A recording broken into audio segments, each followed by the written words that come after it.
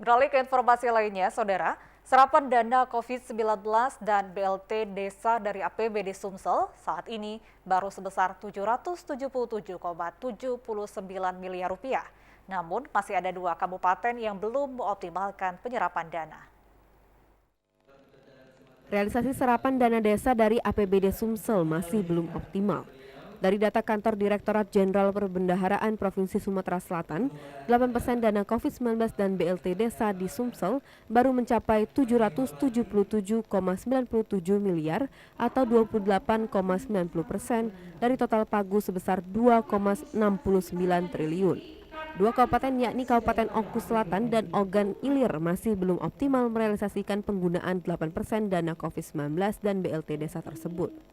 Dikarenakan proses administrasi akan ada perubahan APBDes. Jadi bukan keluhan ya, problem yang terjadi di desa itu lebih kepada penyelesaian APBDes-nya.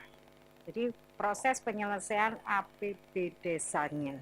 Karena kemarin kan sempat ada perubahan pengaturan harus mengalokasikan 8% earmark untuk COVID itu, sehingga APBD desa yang semula sudah disusun menjadi harus dirubah.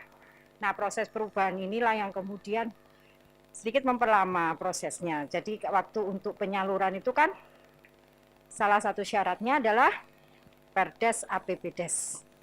Pihak Direktorat Jenderal Perbendaharaan Desa terus mendorong agar serapan APBD Sumsel untuk program pemulihan ekonomi nasional dapat segera stabil di triwulan kedua ini. Hadi Gunawan, Ari Ekasari, TVRI Sumsel melaporkan.